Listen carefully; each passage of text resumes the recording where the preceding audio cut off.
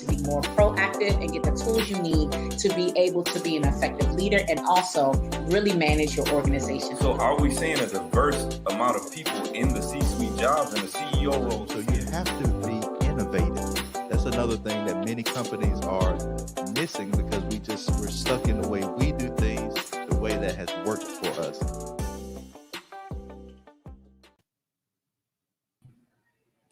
Hey. What's good people? We're super excited that you are here to join us on another Act and Lead episode. All right. We are really excited to be here with you, with the squad. But first, let's check in before we get into the nitty gritty of today's topic about emotional intelligence. You know, that's my thing. That's what I love. That's what I love to talk about. But let's check in with the family. All right. So what's up with you, Tyrus? How was your week? How you doing? Any revelations? Anything you want to give to the people before we get into this message for today?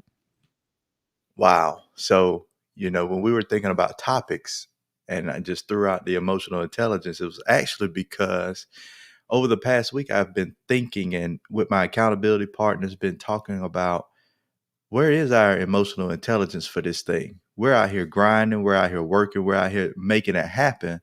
But are we happy? Are we having fun? Are we enjoying the moments? And I'm like, man, I never really thought about it because we're so wrapped up in the hustle. And now for me, my revelation is I need to step back and that's not to say stop doing what I'm doing, but I need to add in that piece of thinking. I need to sit and think about what I'm doing, why I'm doing it, and is it really in line with my ideal life? And do I even know what that is? Do I even know what I want? So for me, the revelation and emotional intelligence and what we're going to get into today, I've been going through that this whole week. Wow. Yeah, I mean, I think that that's something that I talked a lot about it this week. And even for me, even though I talk about it, it makes me reflect on it and realize that I need to work on it on a day-to-day basis. I need to live what I talk about, right? What about you, Corey? What about you? How was your week?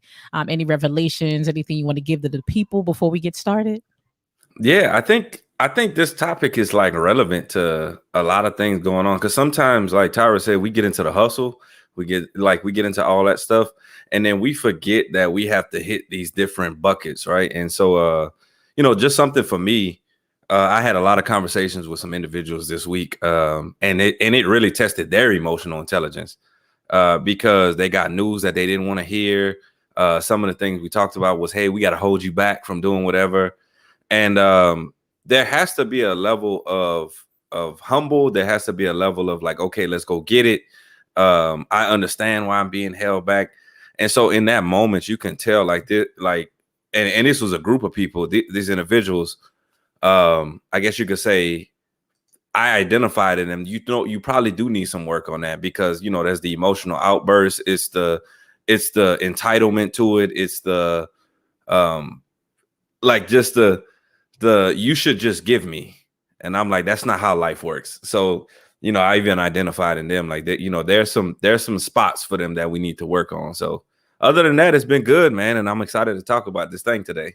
Hey, that's awesome. Yeah, I mean, there are some people that's like, listen, I didn't put in some years in. I put my time in. I've checked these boxes. Where my promotion at? Where is my promotion at? And you're like, it ain't time. I mean, we see that a lot in the military. We have these breakdowns of what you need to get to the next rank. So, hey, you want to get to a master sergeant. You need this type of leadership course that you've done. You need this many years time in service. You need a reserve service commitment or a commitment on the active duty side because they have active duty service commitments depending on the component that you're in. And based off of that, it'll identify how long you stay in. But they've added some, again, leadership competencies, and that includes emotional intelligence and all these, and inclusivity too, which I appreciate that they've added because, again, the Air Force recognized that people of color were being treated differently, specifically African Americans. So they wanted to make sure now that leaders are thinking about inclusivity and they're thinking about emotional intelligence. And now that is a factor to promotions as well. So it's not just about you checking the boxes, about your people management skills, your self-awareness skills, your self-leadership skills. So shout out to the U.S. Air Force for doing that. Let's get it. All right, so let's get into today's what we're talking about today. So emotional intelligence. Now we've talked about that a lot. You guys might have seen us talk, have lives about it. But again, we're going to add it to the different areas of expertise that you see within this group. So Corey, again, your team engagement guru. Tyrus, your business strategist there that's able to give you that process. But there's a level of emotional intelligence that connects to all of those. And of course, I do leadership and emotional intelligence, specifically in DE&I. So even when I do DE&I work, I like to show how awareness plays into some of the biases that you had. I did a training with an organization this week, and they were just like, wow, I didn't realize that these things about me could have shaped how I am functioning, because we do function off of our unconscious more than our conscious. So what is emotional intelligence? It is a person's ability to recognize, understand, and manage their feelings. So again, recognize, understand, and manage. And then on the other side, when it comes to the people side of EI, is being able to recognize, understand, and influence the emotions of others. So Tyrus, can you cue up that slide that we have? And I want to kind of break down the fact that we are all emotional. Say it, embrace it. We are all emotional. And the more that we start to understand how emotional we are, we'll start to realize, like, you know what, let's not look at emotions in the way that we have kind of been developed to look at emotions. So the biggest thing is emotions dictate behavior. Say it with me. Emotions dictate behaviors. That is a fact. And if you look at the graph on the right, and this is giving y'all a little smidgen of our emotional intelligence course. So make sure that you haven't signed up for that. It's March the 28th. Sign up now. Go to acleadconsulting.com/emotional intelligence so you can really get to the core of your EI and how you can apply it in leadership, self-leadership, management, client management, and also if you are a business leader as well. So make sure you connect with us so we can get you in that. It's at a great rate. It was a great experience for those that participated in it. So definitely get with us on that. All right. So again, emotions dictate behaviors. So as you see on this pyramid here, emotions lay the foundation. That is the foundation. So your emotions now affect your nervous system, right? It triggers those bodily responses. So some people sweat, some people might start shaking, some people eyes might twitch, some people might just have this face that is happening and they're not even conscious of it because of the emotions that they're experiencing. Then it creates feelings.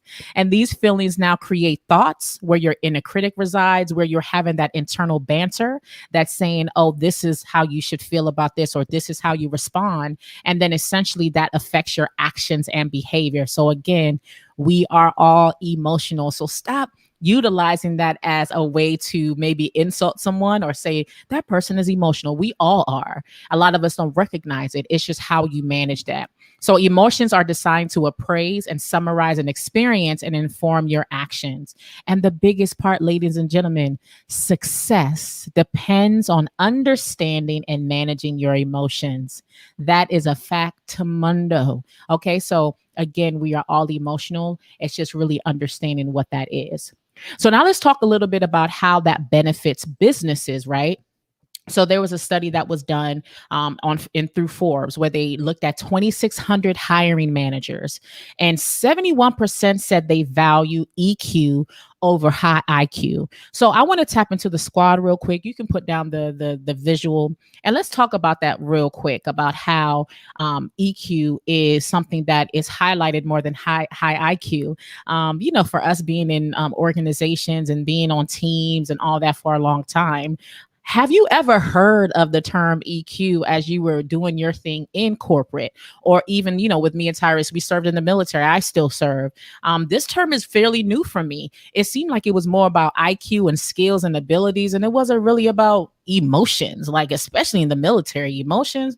No bueno. So even when they started to incorporate things in basic training, our boot camp, that would have, hey, they have a process now where the airmen that go in can like do a timeout card and go take an emotional break. I was like, that is so soft. That's not how we do things in the military. What do you mean? Like, what is going on with the Air Force? But now I realize the value of it. So let's talk about that. Kick it off with you, Tyrus. In regards to IQ and EQ, what has been your understanding of it? And when did you get the revelation about the benefits of EQ? To be honest, I got the revelation about EQ when we first partnered up. And that was, several months ago. Previously, I'd never heard of it, never heard anybody mention it, never seen inside of a corporate space that it was discussed or utilized or even considered. Now, I can't say for C-suite or upper management whether they did it or not, but I know underneath that, the regular line managers, your regular PMOs, your regular project managers, nobody ever discussed this. And so as I'm becoming more aware and learning more, I'm like, they're missing an intricate piece in understanding the employee and the employer relationship, and also the employer or the business client relationship. It's just a missing piece, which now I see is still missing, because that's what we do. We go into organizations to help bring awareness to EQ. And like you said, the focus is, here's a job, can you do it? And how great at doing it are you? And even in some organizations, that's not a fact. It's, okay, here's the job. Can we teach you to do it? Do you have the IQ to learn it? So that's what I've seen in my experience from just corporate. When I was in the military, serving active duty, yeah, they weren't talking about any of that. It was like, what's the job? What's the mission? Do it and follow it and stick with it. And that's it. No complaints. You have to mold yourself to fit into the wheel or the system that is present. But the system never took time to think about or incorporate these aspects. And what's funny, Aisha, and I'm gonna get off of this and let Corey go. In a class that I'm going through is behavior economics. The UK behavioral science team, they build in EQ and behavioral science into their governmental policies and systems. And so now they consult, and they said that you can train on EQ, but it's tough to get rid of those unconscious biases that you were talking about earlier.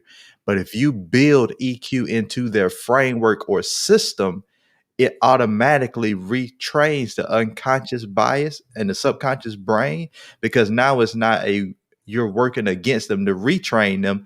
It's a part of the process all along.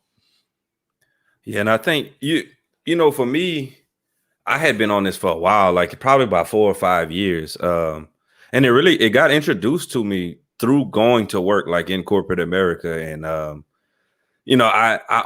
was so bent on IQ, and I always, to be honest with you, thought less of myself, because I was like, man, I'm not as smart as these other cats. Like they what they call it when you graduate from college, like summa cum laude and Yeah. cum laude, cum laude, whatever. I can't even say the word right because I don't belong in there. But no, the thing was I always felt like, and I used to tell myself this all the time before I even found out what emotional intelligence was. I was like, man, yeah, those cats are smart. Like those guys are smart. Those girls are smart. But I'm running circles around them because people embrace me. Like they have these emotional outbursts in these meetings. Like, and I'm pretty sure both of y'all probably been in meetings before, and it wasn't even anything serious. And then you leave, and everybody's like, "Oh my God, I can't believe that they said this. I can't believe that they did this." And I'm like, "Were we in the same meeting?" Because I didn't even take it that way. But it just goes to show that there's different levels to it. And to be honest with you, as I've grown through my career in corporate America, it just gets deeper. And so there's a lot of things that we've done to develop emotional intelligence. I'm very big on developing emotional intelligence within your team, because just as we sit here and tell you that, oh man, we might have just found this out, or like this is something new for us, we're on the pursuit of betterment. So if we're pursuing better and we just figured out what this is, what do you think the average person who wakes up, goes to work, goes home, just kind of does their thing? Do you honestly think that they're searching for what emotional intelligence is? So that's one of the things for me. Like I've been on it for a minute though, and I believe heavily on it. Wow, that's really, really good.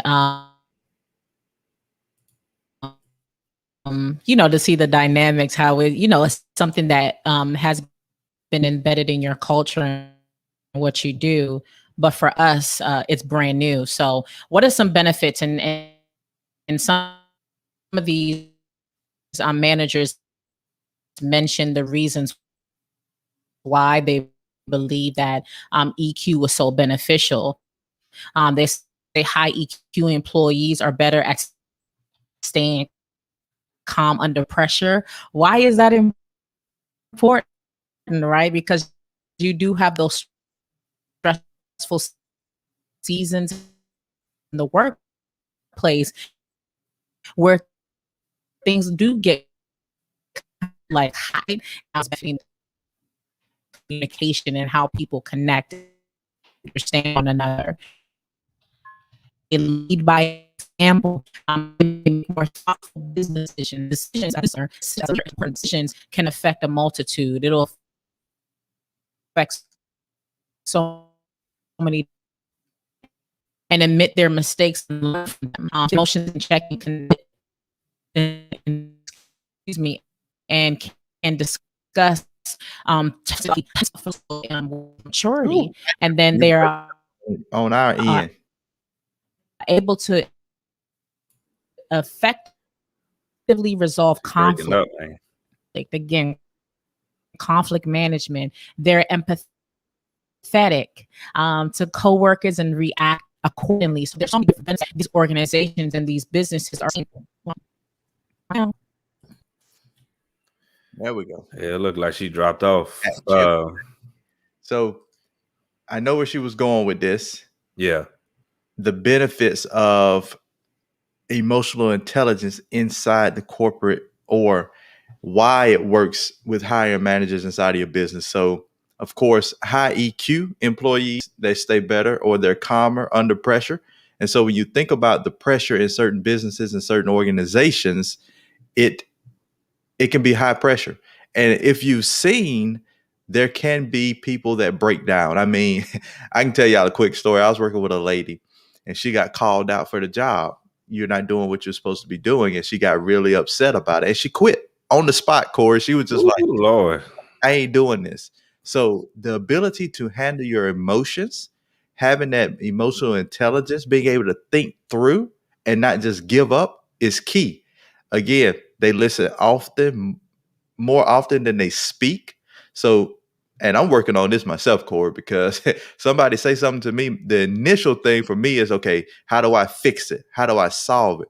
But now I'm learning to actually sit back and listen, be quiet, wait it out, figure out, okay, am I hearing and am I understanding what they're saying? So now I just digest. And people that know me, they're like, man, you're quiet. What you thinking of? I'm like, I'm just thinking now. They lead by example. That's another key. They make more thoughtful business decisions. And that's what I'm working on personally. Like, what is the goal for the business? What am I trying to accomplish? And let me think through it. They take criticism well and admit their mistakes and learn from them. So if you're emotionally intelligent, the higher you go, the better and the easier it is for you to take that constructive feedback. They keep their emotions in check and can discuss tough, sensitive issues thoughtfully and maturely. I was in the same class that I'm taking. They were talking about most people can't talk about politics. They just can't, because they don't know how to discuss it thoughtfully and maturely. It immediately shows their immature level of their emotions. They're able to efficiently resolve conflict. So I want you to think about this. As a business owner, as a entrepreneur, and even as a leader, there will be conflict. It's just going to happen. How do you handle that conflict is key. How do you handle your emotions?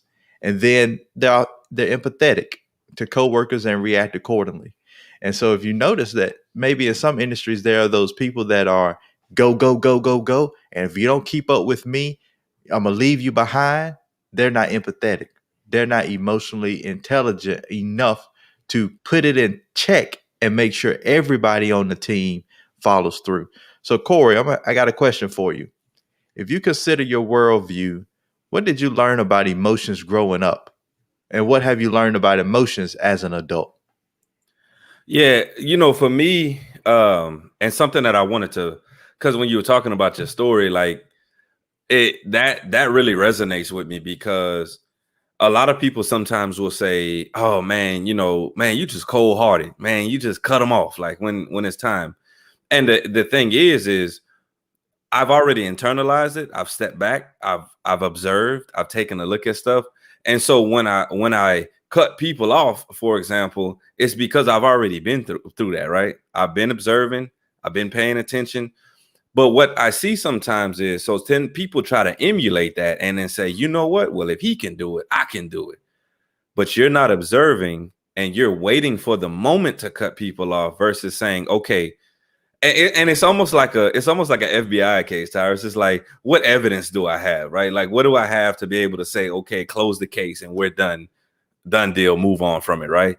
Like, you're not leaving this cold case out here that's just unresolved because you let your emotions play into it too much. So one of the things I'll say for me, just as far as my worldview goes, and just even learning about emotions as growing up, like I believe that people, like we live with, we work with, and we interact with a people of emotion, not logic. As much as we want to believe that people function off logic, it doesn't happen that way. And a lot of times people will say, well, men are more logical than women. Like women function more off of emotion than men do, right? But the issue is that they're both emotional creatures, right? We know, I'm sure you know, Tyrus, and Aisha, if you're back with us, I'm sure we know a lot of men who, the minute you give them some feedback, defense up, oh my God, it can't be me. Oh no, not me. I'm great, right? That's emotional acting out. But we try to stereotypically or put a bias on women as far as they're emotional beings. People in general are emotional. So like we have to stop that piece. So then I said, okay, if we're emotional, how do we control said emotions? And so then I took a step back and I said, all right, what are some of the things that you can do to understand what your triggers are? Like, what words might somebody say? I was coaching an individual the other day through a conversation. And just to kind of put it out there, they were having issues in the household. And it was in regard to child support, stuff like that, right? I don't want to give their business out too much. And so for them, I said, okay, I'm not even trying to put you on the spot. Send me a voice message on how you're going to deliver that. It was a lot of you. It was a lot of you're not doing. It was a lot of you need to do. And I said, what if you flip that to we? So I said, you keep saying that he gets upset every time y'all discuss it. But I said, everything that you said in your conversation was you do this, you don't do this. It's your fault. You don't take responsibility for this. I said, when you use you, people feel attacked. And now they step back and that defense flies up and we can't get anywhere with it, right? So if you start saying, hey, look, we decided to do this. We got together and we made this kid, right? We decided to take these steps, right? We agreed upon these are the things that we were going to do together. Now it's a little bit softer to say, okay, well, she's not attacking me. She's not coming for my life right now. Like, I don't feel like I need a defense to fly up because she's having a general conversation, a genuine conversation as far as what collaboratively we should be doing. Other things that I think about as far as like growing up and becoming an adult is being okay to let things that are indicative of negativity. It's not really negative, i.e. being sad, right? Being frustrated, like, just needing to be with yourself.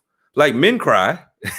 We were saying that on the podcast the other day. Like, it's okay for men to have emotions. It's okay for women to have emotions. But do you have regulated emotions that when you have these outbursts or you feel a certain type of way, you don't go burning up everything else around you? Or so you're sad, so you expect all of your friends to be sad, or because you're angry, you expect every single person around you to be angry. And I think that's what I've learned as I grew up is you have to have that self-awareness, that regulation to yourself to say, okay, this is my emotion. I deal with this emotion. And then beyond that, this is going to help somebody out. Does it even deserve my emotion? Like, we spend a whole bunch of time putting our emotions into certain things and acts and all that other stuff. And it's like, 5 minutes from now, it's not even going to matter. So those are a few things that I've learned kind of just growing up, thinking about how I would love to view the world and how I'm becoming part of that world. Can you guys hear me? I think I'm back now, right? Y'all good? Yeah, there you go. Hey, okay. But I think what Corey touched on just now is really important, as you get into the layers of EI and the different components of it. So I don't even know if you heard the run through that I was doing where I talked about why these managers mentioned that EI is so important in business. But, let's focus on this main part, because what you're talking about is awareness. It's that awareness of self, which is one of the main components. Self-awareness is recognizing and understanding your own strengths and weaknesses, your emotions and moods, and the effects these things have on other people. That is so key, because when you're engaging in a conversation with another person, now I can't just think about myself. I have to think about how my response is, how my emotions, my moods, how I tend to look at the world, how it's going to affect this other relationship that I'm trying to build, especially when you're talking about family dynamics.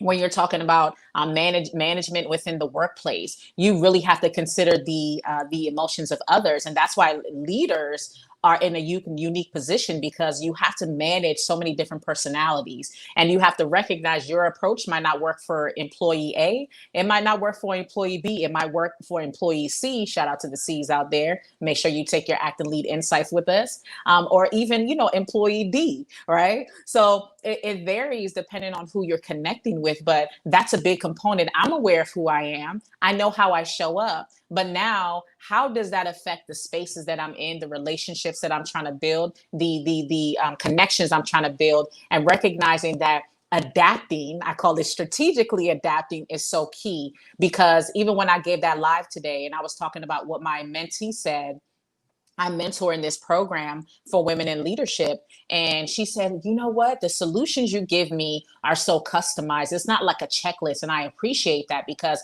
she was like, I struggled finding a therapist because it seems like they were just checking off of a list. But what I've taken time is giving her Act and Lead insights. I've gotten an understanding of where her behavioral preferences are, her worldview. So now when I communicate to her solutions, give her ideas and options, it's not just a check mark. It's based off of the data and the information I know about you. So now I can approach you in an effective way. So that's why it's so important to have that level of self-awareness and so on. So I know I cut you off, Tyrus, and went into a tangent, but you were about to add something to that. So you pretty much hit everything that I was going to cover.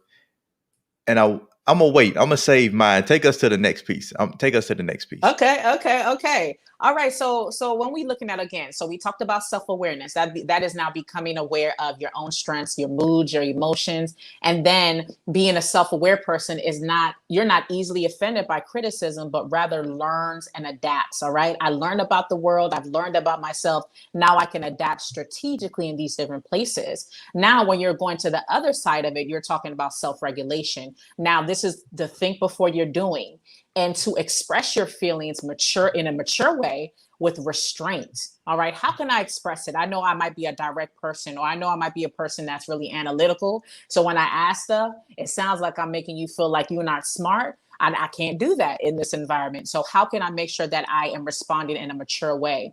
So rather than being controlled by emotions and impulses, an emotionally intelligent person can control impulses and emotional responses. So my emotions aren't driving me. I'm driving my emotions so I can get the best output. So another question that I want to pose, and I'll kick it off with you, Tyrus.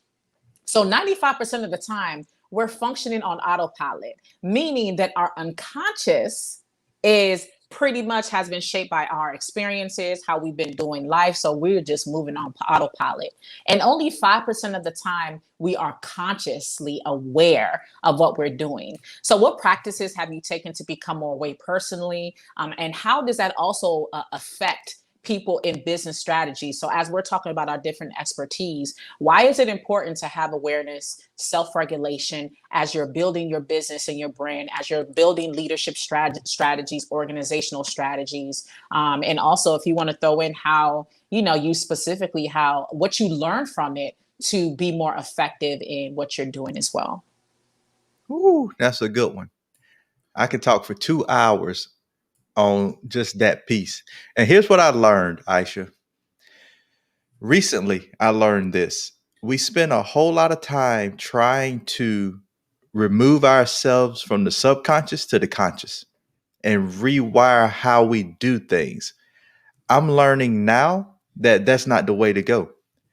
The way to go is to understand how our subconscious works and build in a system by which we operate to allow the subconscious mind to still do its thing and take us on autopilot, but build in the right way to respond, the right way to check in. So let's just talk about, for emotional intelligence, the mindset. We know that negative thoughts happen more frequently than positive thoughts. In any given situation, we think negative first and then positive. Then we recognize that it takes 5 positive thoughts or 5 positive actions to at least get away from that one negative. So, what is the system that you can put into place to help you? And shout out to Tyrell, the mantra, the I am statements, those things that you build in your day help you to reframe your subconscious mind, not change it, but reframe it. So instead of thinking negative and sitting there, as soon as that trigger, back to what Corey was talking about, happens, your subconscious mind kicks in and says, you know what, I have another way of dealing with it because of this process. So what does that mean for businesses and building teams and strategy? That means instead of trying to retrain your managers to do something, you need to rebuild your system to incorporate the change that you seek. So Preach. if I want my managers to start to be more emotionally aware, I need to add that in a training and make it a requirement in our systematic process, our standard operating procedures. However the business is governing, it needs to be built in, not let's bring somebody in once a quarter. We're going to talk about EI, maybe make some changes, probably not. And then we're going to go back to doing what we normally do because it's a part of the routine and the system. So when you build in the changes, now you start to operate, and it automatically over time reprograms your subconscious mind to do the new things instead of rely on the old ways. And so what are some of the things that I do personally in order to do that? The mantras, the I am statements. I make sure that I have an alarm set off 3 times a day for me to say it, just to start to get my brain to move in that direction. Say it 3 times, read my goals 3 times, just to put it in my mind to impress my subconscious mind. Something new that I'm adding on, and I haven't been doing this, is I'm going to sit first thing in the morning in silence for a minimum of 10 minutes, just to think, just to get myself emotionally prepared for the day. Not think about my goals, what I need to accomplish, but to sit and, Tony Robbins said that his first 10 minutes, the first 3 minutes, he just thinks about things that he's grateful for, because you can't be grateful and be angry at the same time.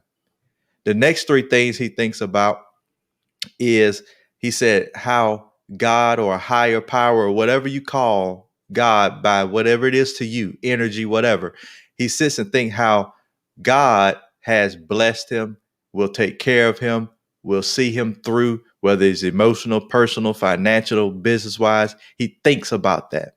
And then the last 3 things he does for his routine is he thinks through the top 3 things of the day that he's going to accomplish, and he visualizes it as if it's already done. And he said, if you don't have 10 minutes for your life, you don't have a life at all. So those are some of the routines that I'm implementing in life so I can begin to implement that system in business, which is listening to my employees or my team members, creating an open area or open feedback. So if you have a problem or issue, you can bring it and it's open and you know it. Being emotionally aware, making sure that I listen, make sure I frame the conversation. When we have a conversation, I'm thinking one way, but I want to make sure I clarify it from you. And I think a lot of times we don't take the time, because you might say, Corey might say, Tyrus, I don't have time for that. I need to get cut to the chase. I need to get the job done. But if you're talking to a person who doesn't have that same go-getter attitude, you've lost them immediately. But if you build a system in which you say, every conversation I have, I'm going to frame it. I am just having a conversation. I want to make sure that you're heard, understood, and make sure that I hear and I'm able to repeat back what you said in the manner in which you meant it. Because a lot of times we hear one thing, but that's not what the person meant. And that's not what they intended.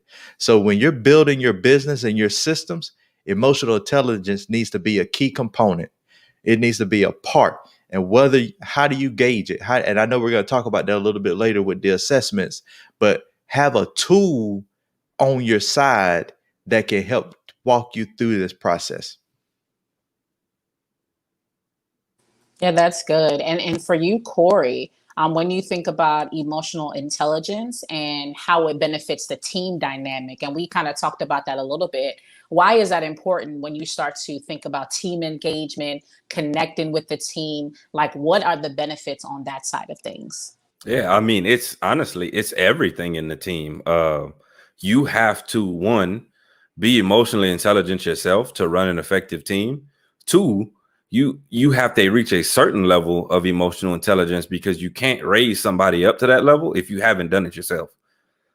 Too many times I see supervisors, managers saying, I don't understand why this person has outbursts because you have outbursts. I don't understand why this person doesn't comprehend this stuff because when you leave meetings, you also don't comprehend it. And so you're expecting someone else to do something that you're not doing. And so when it comes to the team environment, something that Tyra said was like creating that mantra. To be honest with you, I empower every single leader. If you have a team, if it's just you and somebody else, whatever, create the mantra because the team just naturally embodies it. Even for yourself, when you think about mission, vision for where you're going, you embody that like subconsciously. And so certain things that I've heard before, there was one team that I used to work with, and they said we used to call ourselves the pest. And so I can't remember what the word, it was an acronym. They said we're going to be a pest for the customer. And so basically it meant that basically we were going to be there for the customer. We were going to stay on top of their information, stay on top of their needs and whatnot. And naturally the team stayed proactive. They stayed efficient in what they were doing. They stayed productive in what they were doing. There's another mantra we used to have was we said we were keeping it real. And so we came up with that mantra for an entire department because it was based on the initiatives that we had going. Certain things like culture, diversity, inclusion, setting high goals, like that type of stuff. And so when we started to say, look, we keep it real in this department, everybody started to kind of move different. Everybody started to walk different. And so you yourself have to look inside and say, okay, how emotional intelligent am I? And then when it comes to your team, you start to build them up. If you want that well-oiled machine, every well-oiled machine has people with high emotional intelligence.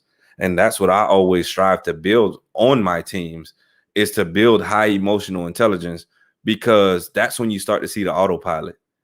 Like that's when your person becomes that mini supervisor. I know in football, they always one of the pros that you can never give somebody is say, well, they're like a coach on the field. Was because their intelligence is up there.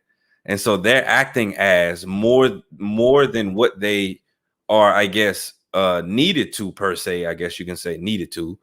But they're taking accountability and they have your level of thought process to it. They have your level of regulation and motivation and even clarity on certain things. And so the final piece to this is, so you just talked about this too, Tyrus, was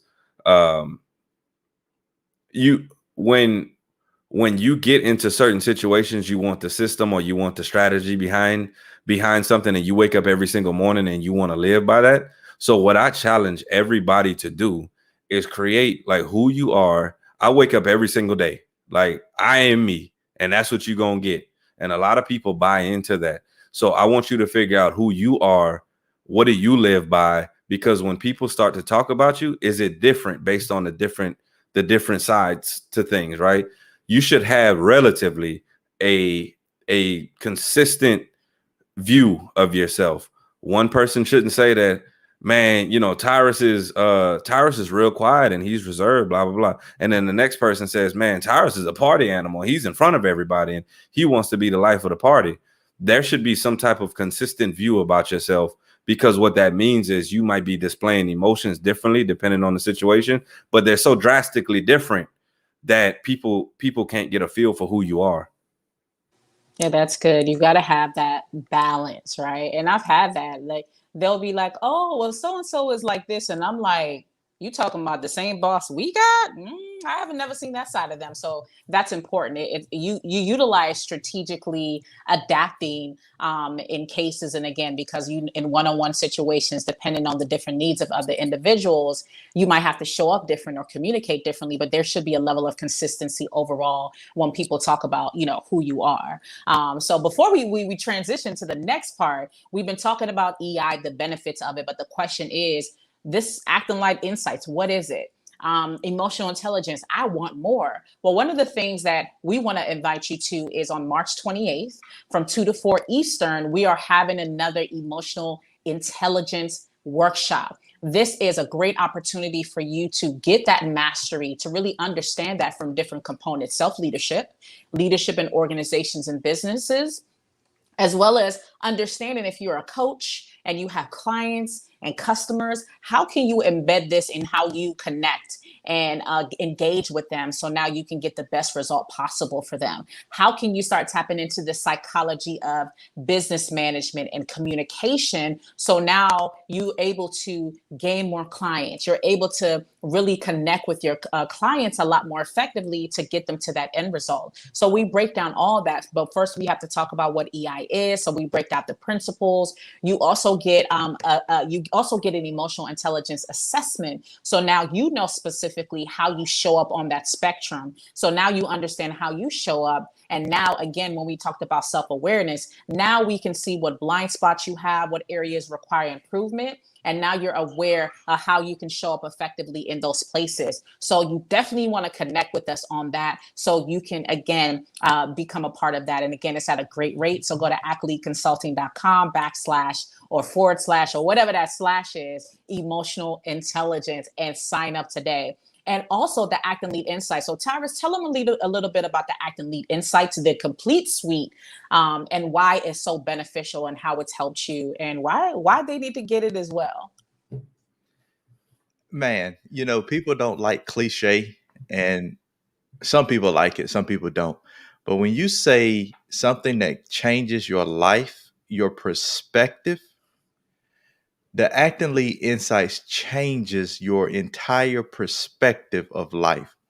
When you start out with understanding your natural talents, your order of thought, that just gives it gives light to who you are. And when we're talking about emotional intelligence, it's wrapped into that, because like Corey said, you say, oh, this person's emotional, or they're this, or they're that, or they care about people too much.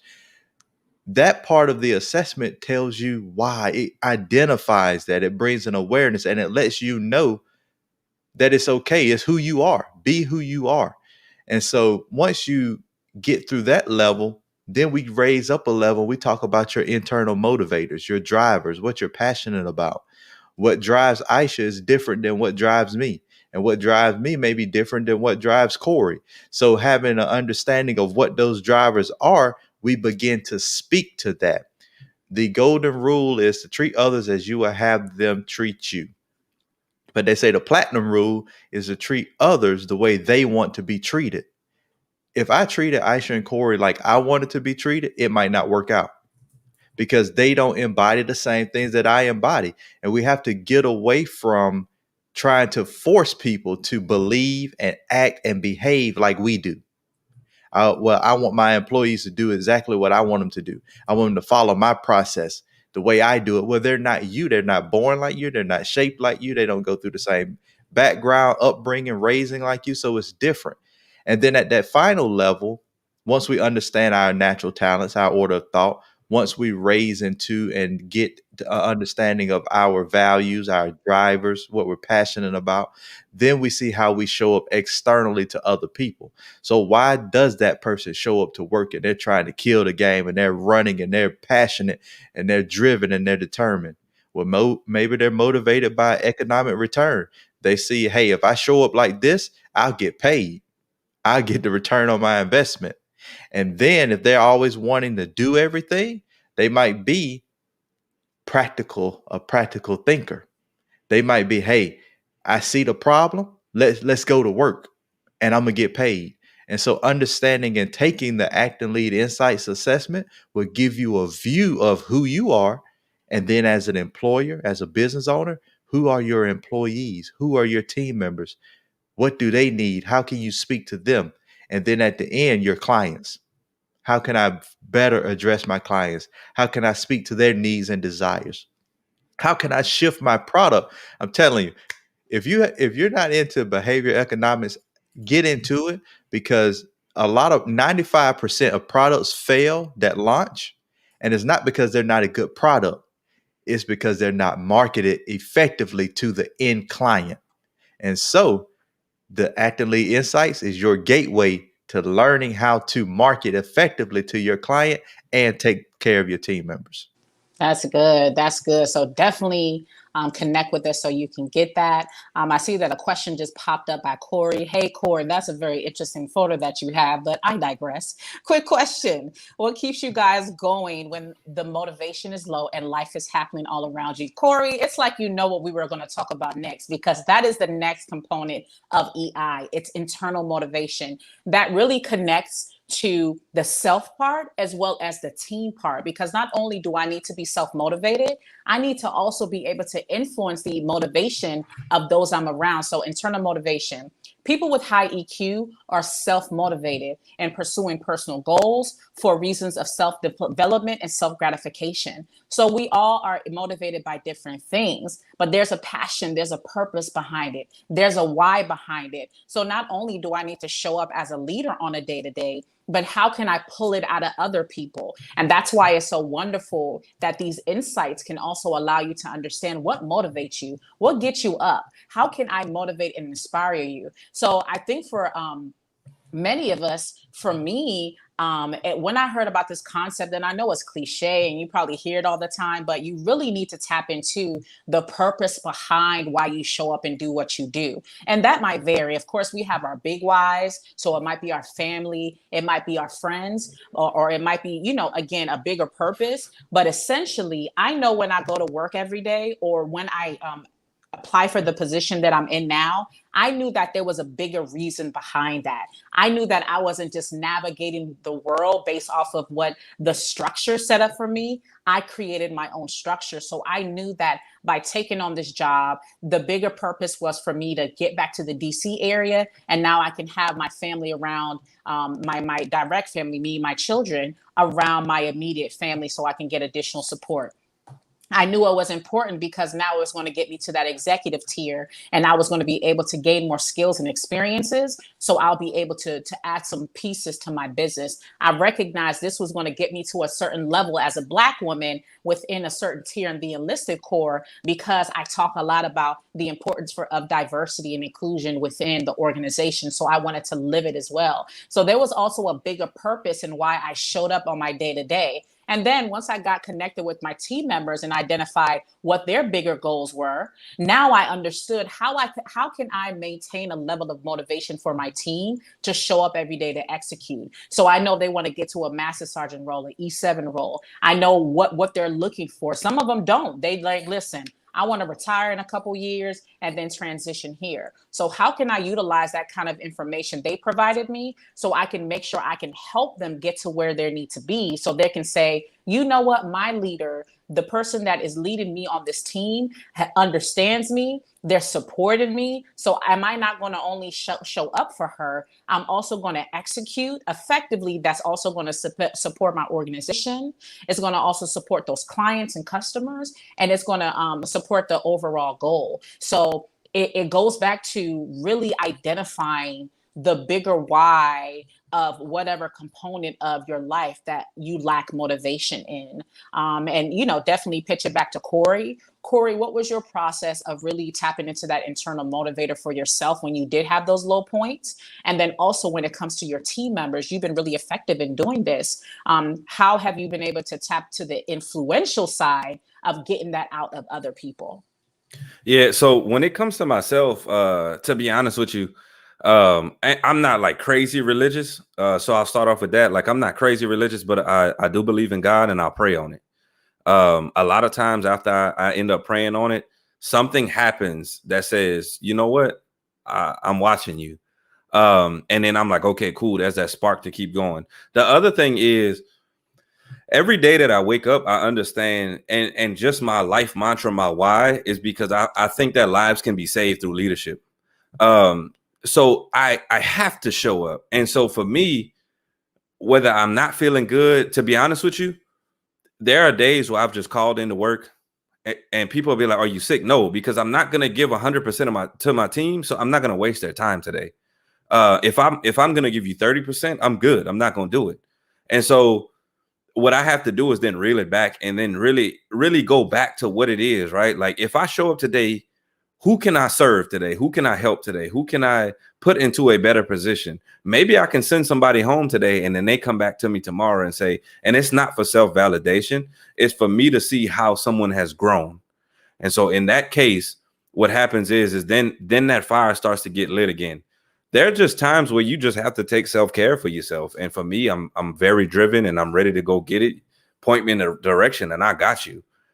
But there's times where I have to step back and be like, you know what? I need to just be to myself. I need to internalize some things. I need to think about some stuff. And then I'm ready to go get it again. Not everybody's like that, though. So there are times where even for yourself, you have to say, okay, based on what my personality is, do I just get up every day and I'm ready to go? Or what's that thing that I can put? Like, so I used to, and y'all gonna laugh at me. I used to have this dry erase marker, and when I was in college, I used to write on my mirror a lot. And I used to write on my mirror this quote every day. Or I used to write on my mirror like basically like a sentence of like why I'm trying to do this. I used to have on my mirror at one point in time that I need to graduate so I can make my mama happy. And so every single day I had to wake up, I'm brushing my teeth, I'm looking at it. And so I'm like, well, shoot, I can't let her down today. So I got to keep going, right? When you think about your internal motivators, you got to start to figure out, okay, how does something trigger me to bring it out of me every single day? It's sometimes I used to have a friend call me when I was like super consistent in working out, and they'd be like, man, I bet you can't bench more than me. And I'd be like, got you. I'm going to the gym right now. And it was something silly, you know what I'm saying? But it got me going because I know I just need to be tested. Now, when we're talking about pulling those motivations out of other people, I always caution people to make sure that you're not placing your motivation on them. And so we can get into this space and we can start saying, man, you can make the money and you can get promoted and you can have this responsibility in these jobs and your life will look at this. And I remember a conversation I had with a supervisor one time, and they said, man, I just can't get through to her. They said, man, I'm telling her how her performance, you know, if it increases, then she'll get these raises and she'll get these promotions. And I said, well, which one are you talking to her about the most? And he said, man, because I said I sat across from this individual, and all they ever talked about was, yep, this is preparation for you to get to the next position. This is preparation for you to get there. They used to work a 5:50 shift, 5:50 a.m. And so that individual, she was just like, cool, I'm here. It's whatever. Like, I'm not worried about that. But I said, did you actually talk to her about what the goal was pushing her and whatnot? She had 2 kids. She was like, I do everything for my kids, right? She was acting up a little bit. So, you know, I sat down, had a conversation with her one time, and I said, man, if your kids came in here one day, what you think your peers would say about you? And so I started tapping into, because she would mention her kids a lot. And she was like, oh man, they probably say like I'm a jokester, like I'm causing trouble. I said, is that the right, you know, precedence you want to set for them? She was like, nah, I want them to do better than that. I said, cool. So how do they do better if you don't do better? And so that conversation started going down the line. Long story short, we then tapped into her additional motivator, where she wanted the 5:50 shift because her kids had to go to daycare and she couldn't take any other shift than that, because that was the one that she could afford and everything that was in place.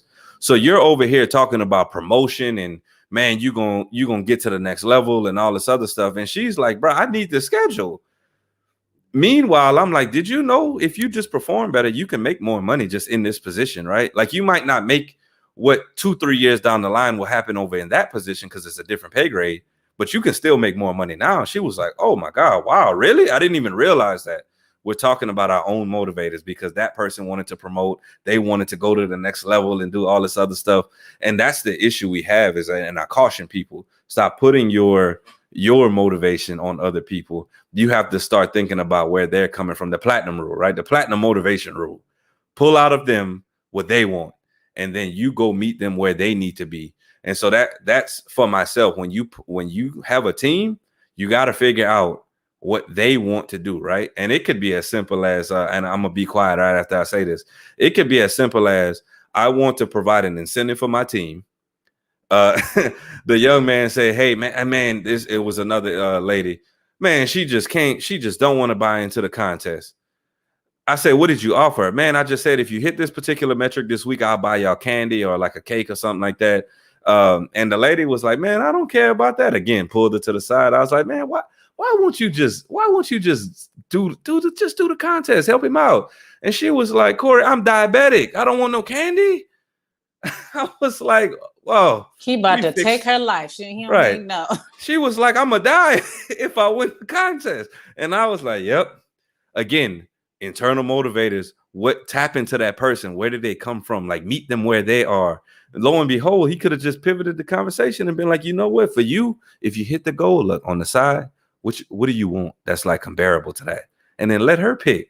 Like, it's as simple as diving down into that. People are people. They will have the conversation as long as you build that relationship with them. Man, you hit on a lot of great points. And I think the example that you used just now really talks about, again, people awareness. I'm aware of myself, right? And it clearly that leader that had this incentive that he thought was going to motivate everybody, he didn't have people awareness. So the more you start to be aware, take time to hear what people are talking about, now you can utilize that same information to motivate them. Because if they keep talking about their children, if they keep talking about, oh, I need a way to get some monetary support, like if you listen to people and that's their awareness part, you'll start to see what kind of information you can use to influence them. And that's the people mastery. And also, again, if you start listening to yourself, again, you're moving on autopilot so much because you talked about specifically your own motivation that you want to bring up. You need to take time and become more aware of what you're looking for. Again, is the job that you're in for like giving you fulfillment? The Act and Lead Insights. That's what I love that page about your typical environment, because it allows you to get an understanding of, is this the kind of work environment or the business environment that I like? This is why I'm struggling so much, because it's not the right type of environment. It's not motivating me. So I need to make a pivot. So it's even becoming aware of the different components in your life. Are you where you want to be? Are you happy? Does it mesh to your behavior style? Is there some communication breakdowns? What are those? What's the why behind the lack of motivation? And then paying attention to those moments where you do get inspired and motivated. Now you can say, okay, I know that these are the points where I'm more motivated. So I had like one day where I got up at 2 a.m.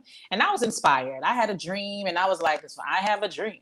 I had a dream and I just got online and I broke down some things that I was working on. And I'm like, man, it's so random for me to be inspired at 2 a.m. But that was a great moment for me to execute. So I did. I took an hour and I drew and I mapped that thing out. So you have points and things that motivate you. So, I have Tyrus wrap that up about creating a self-motivation system, and that's what Corey talked about, the thing on the mirror. That was a system. The friend calling them, that was a system. There are practices now that you can put into place that now allows you to kick that motivation, that internal motivator in. So now I can show up into the workplace and now I can influence those around me because I first tapped into the motivation for myself. Yeah, that's really good. And what we want to do, Corey, to your question, life happens, but we don't want to think about it in the sense of life happening to you. Begin to transition that thinking that life happens for you. What is it out of what's going on can you pull to your advantage? Even in the worst situations, there's always something there that can pull or be pulled out as an advantage, even if it's a lesson learned. And I've known people and I've been through a lot of things in life that I look back and I'm like, now, boom, if I had the mindset I have now, I could have capitalized on a lot of those situations that I let distress me. And so, what is the system that you can begin to apply to your life to keep that motivation? Because motivation goes, it falls off, it falls short. But discipline and consistency is what pushes us when we're not motivated. And so, back to what Aisha was saying, what is the why? What is the goal? Have you sat and really thought about what you want? So much so that, like they say, you can taste it, you can smell it, you can see it. What is it in your life that you want so much that you can taste it, or you can see it, or you can feel it happening? Once you have that, and if you don't have it, that's where we go back to the sit every morning to yourself and think and figure it out. Really sit and think about, what is it that I want in life? Once you have that and you have that feeling, I encourage you to live for that feeling, for that dream, to accomplish it, and stop living to get away from what you fear or what drags you down. Most of us don't realize we don't live our lives to get to our destination. We're living it to get away from something or to take care of something. Oh, I go to work every day because I got to pay my bills, not because I love the job, but because I have to survive. So we've got to move out of survival.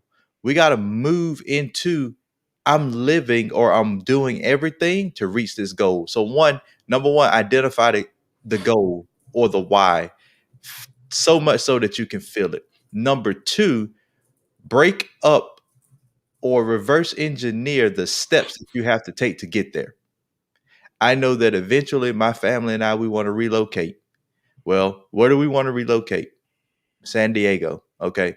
When you relocate there, what does it cost to live there? What is the cost of a house there? What are we going to do for work there? All of these things, we begin to break out the steps. And as we hit each one of those steps, it begins to be a process. Now, I might get unmotivated. I might say, man, I need X amount of dollars a month to live there, and I'm not making that right now. Oh, man, life is against me. No. Now I need to figure out, what do I need to do? Because as I hit each one of those small steps, it releases dopamine in my brain, and that's the feel good. So now that I'm encouraged, my brain is going to start to reprogram itself and say, hey, look, you're not where you want to be, but if you continue to go forward, you're going to get more dopamine release, and I want it. And so when the subconscious mind said, I want it, it's going to push you through the times where you're not motivated. And so once you create that system and you start to work through the milestones step by step, falling in love with the process instead of the outcome, chasing purpose instead of chasing success, then you will begin to not even acknowledge not being motivated. It'll be a quick trigger, but your brain will kick you out of it and say, man, I don't want to get up today. Your brain will say, yesterday we hit this goal. I got that release of dopamine. I feel good. Today we going to hit the next goal. I'm going to get that release and feel good. And that way your autopilot will push you through. Consistency creates discipline, and discipline is what takes us through when we're not motivated. So those are the steps that you begin to take by following the process, loving the process, and understanding that the outcome is just icing on the cake. Wow, mic drop. Okay, we can end the podcast right there. Like that system is so powerful. But let us know if that helped you, Corey. If that gave you some ways ahead. Because again, in order to be a self-motivator, a motivator of others, we need to be able to be self-motivated. You don't want to have that time where you haven't created practice or a system of self-motivation. So when you are hit with something and you don't have that practice, now you can't show up for those people who are looking forward to you to support them. But essentially, we come first, and we have to make sure we have the right systems in place, because if we aren't right, then we can't really execute on purpose. So it's going to be so important, like what Tyra said, that you start to be more purposeful, and again, not let life drive you or emotions drive you, but you are driving like your life and you're driving your emotions. So loved that. So as we wrap up, we'll get to the last question, because again, we talked a lot I got about two people. things, Aisha. Can I give What was two it? before you Sure. Go ahead. It's in your two more spirit. Let pieces. it out. Going back to the mantra, Corey, whatever you're feeling right now when you're not motivated, start to create your mantra around what you want to be and how you want to feel. And so, to be 100% transparent, having a medical disability, I get tired, I get drained, I don't have energy. So a part of my mantra is to say, I'm going to serve my God and my family with full energy and unconditional love. Because at times, it's hard to love when things aren't going right. And so in my mantra, if I get stressed, I make sure that the opposite is I am peaceful. If I feel weak, I am strong. So create that saying, that I am statement that is opposite of how you're feeling. If you're not motivated, your mantra should have, I am motivated to do X, Y, and Z so that I can reach this. And this is my ideal outcome. And if you repeat that day to day, and keep going, it will erase the whole thought of being unmotivated.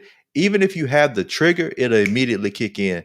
And for me, it's starting to kick in. When I feel a certain way, I immediately look, where's my notebook? So I can make sure I read my goals, so I can repeat my mantra. And once you memorize it and internalize it, it just comes out. And then the second piece, and I'll turn it back over to you, Aisha, is adding in that accountability piece. Whether it's an accountability partner, a best friend, a spouse, a coach, a group, a mentor, having individuals that can take you to the next level, hear you, like Corey was saying, not put their expectations on you, but allow you to express and then offer constructive feedback to where you go. And it can be short. I have an accountability partner I meet with every Friday at 8 o'clock in the morning. It's a 10-minute call. What are your goals for last week? What was your homework? How far did you get? What worked for you? What do you need to do more of? What are you doing next week? 10 minutes. And it might be 7 minutes some days. And that's it. That's all you need. It's not a long, drawn out conversation. It's a, what is it that you need? And then if I need or I have a question, I'll say, okay, I'm struggling with this. He'll offer that advice. So I just wanted to offer that up to Corey, because those are the two pieces that go along with that framework that'll help go to the next level. Love it. Man, you got really, really good stuff, Corey. So definitely that community, that accountability space is important. We have a free community that you can join. So definitely connect with us. Text us at 443-230-5587, and we'll send you the direct link so you can get connected with that, or just go to our page, the EEG group. We'll really be there to support you in those moments. But that part is key, and having someone that you can go to and having that support system or that board of motivational support that can help you navigate that. So as we close, let's wrap it up with this last question, because again, we talked a lot about not only self-awareness and self-management, we talked about people skills.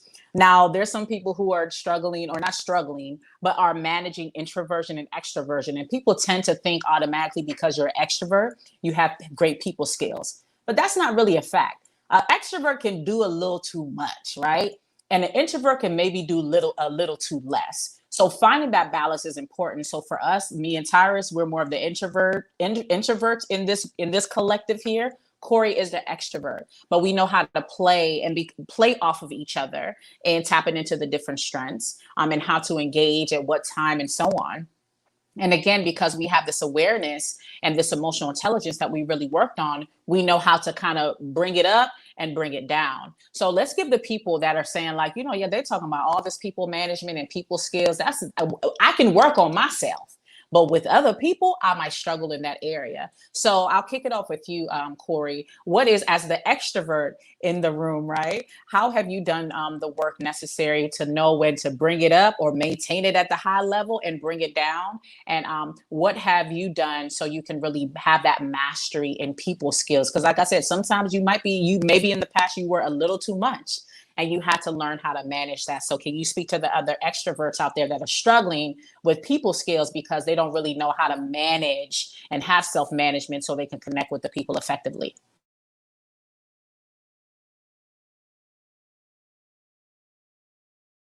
been on that mute, man. That mute I button was let me like, I have thought it it. was, you know what? I didn't even say nothing because I was Yeah. like, did I break up again? So I wanna break this down for people too, because a lot of people think introversion, extroversion means that, you know what, I'm just not as outgoing or something. Like I know a lot of introverted people that can turn it on when it needs to happen. Even for myself, I'm very extroverted, but I can walk into a room and be like, this isn't the time for me to be out there, right? But I want people to understand that it's almost like it's like making money. And so, an extrovert for myself, I may be on this podcast, I may be going to a party, I may be hanging around my friends. It feeds me, and I'm like, let's go, and I could do more, right? Like when I'm in front of a stage or something, or I'm doing a virtual keynote or something. Like after I speak to people, I'm like, let's go. I'm getting started right now, and I'm ready to go talk to other people. An introvert, and so to bring it back to the bank account, I'm making more money the more that I interact. When an introvert, and I'm not talking about physical money, an introvert, as they interact with people, they're going to the parties, they're in front of people speaking and all that, they're losing money. And so eventually they get tapped out. But there's a difference between the two. An introvert wakes up in the morning with a full bank. An extrovert wakes up in the morning and says, okay, I got to go find money. And so when I wake up every single day, I'm like, ooh, who can I talk to? An introvert may be like, you know what, I'm good right now, but I will turn it on. There's a lady that I know, and she's the prime example of an introvert being able to turn it on when needed. Very funny, can work the room, like can bond the team together, but in her natural self, she's not going to seek that from anybody. She's not going out and trying to find this. Meanwhile, I'm like, oh, hey, how you doing? How's your mom and them? How's everybody doing? Like, that's just me though, because I'm trying to gain money back into my bank. They already have it. So each interaction, there's a funny show. Y'all should check it out. I can't remember the name of it, but it's on Netflix and it's Eddie Murphy. And that is the pure definition of an introvert on that show. So basically what happens is there's a tree outside. He has this curse put on him. Every time he talks, the tree loses leaves. That's an introvert. Every time they interact, the tree loses leaves. And they're like, and I'm getting tired right now. For an extrovert, think about that tree being bare. Every time I talk, it gains leaves.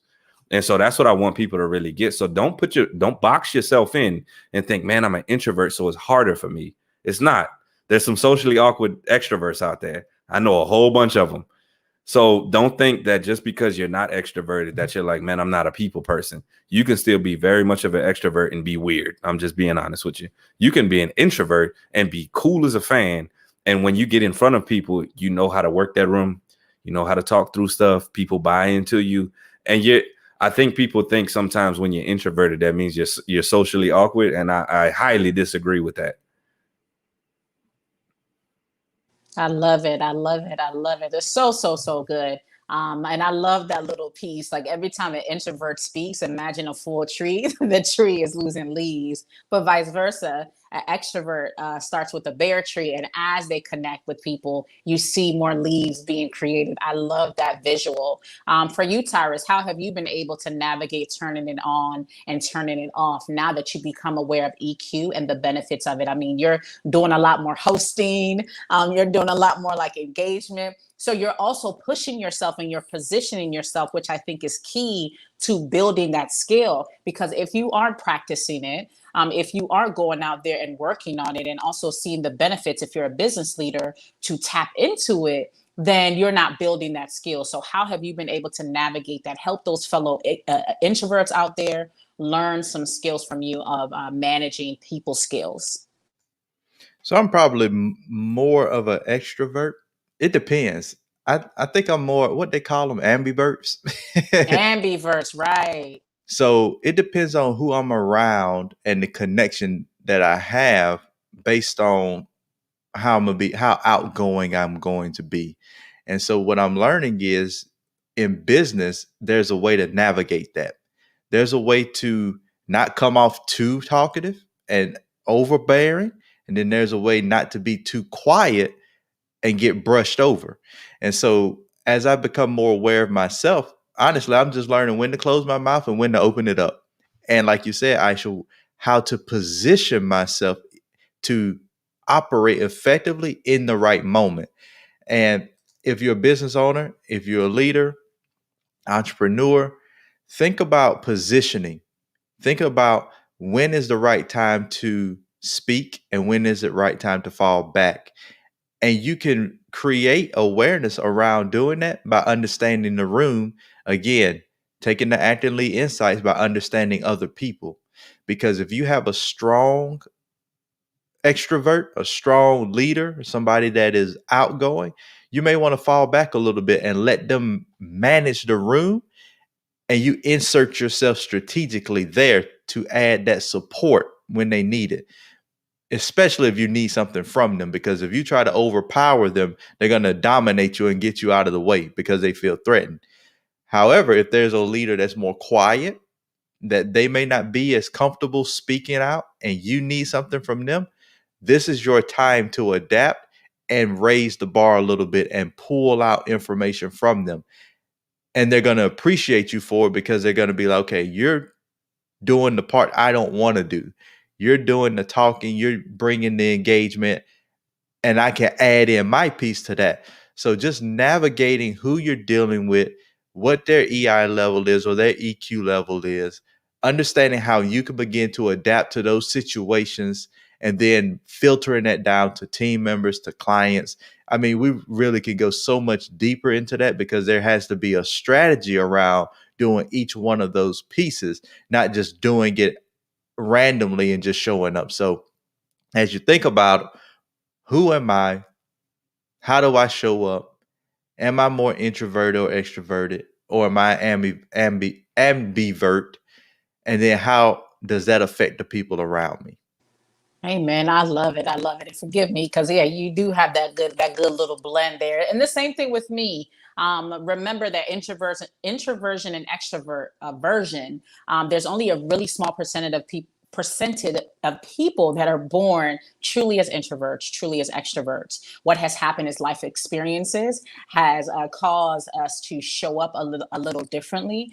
So sometimes we'll lean on one side than the other, because again, maybe you have social anxiety from things that you've experienced when you were younger, or you've had bad experiences. So it's more of a defense mechanism. So recognize that there are certain, or most people are ambiverts, and can really get comfortable in certain spaces where they can be open and kind of be really interactive. And there are certain spaces where they're like, let me pause, and I don't feel comfortable in this space. So a really great conversation today. Again, make sure that you tap in and check out the emotional intelligence workshop that's coming up on the 28th of March. And at the end of the month, it's from 2 to 4 Eastern, ackleyconsulting.com, emotional intelligence. And of course, contact us as info@ackleyconsulting.com. If you're just interested, you know what, I want to get the entire athlete insights so I can truly start building my individual self-awareness. And then we can get you connected with one of us. We will coach you and really help you decipher that information. So we can definitely connect with you and help you on that side as well. So again, I always tell people, when you get this information, when you get these nuggets, it's about application. So Tyrus was able to give you a breakdown. Corey was able to give you a breakdown. I was able to give you some tips. So what can you do to start leading with emotional intelligence? Again, you're a self-leader first. It starts with you.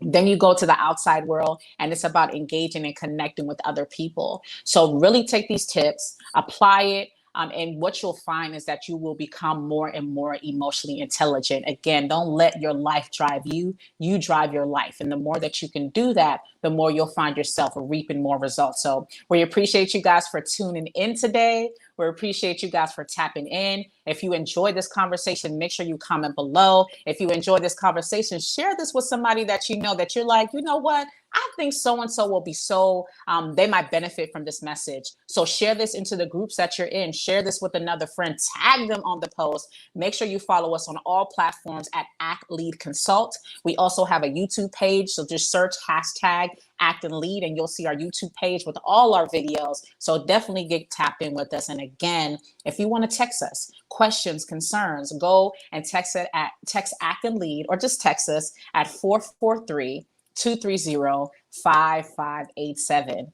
So let's close it out, Corey. What's a little saying? We have a great closeout that I love so much. So close it out, and then let's tap in and enjoy the rest of our weekends. Yeah, well, I mean, you know how we say, we always like to mix action and leadership, right? So like, we don't talk about that in theory from a book. This sounds like it's good. Like we want to give y'all real deal situations that we have been through, that we've seen, you know, and that's applicable to your life because we all walk the same paths. Like and I'm gonna get out of my eyes, so I'm gonna stop talking. But I have to let y'all know that the majority of situations that we go through in life, they aren't new. It's not rare.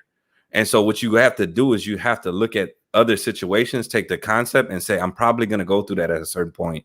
How do I navigate it? But I digress. Join the free community. We talk about more stuff like that.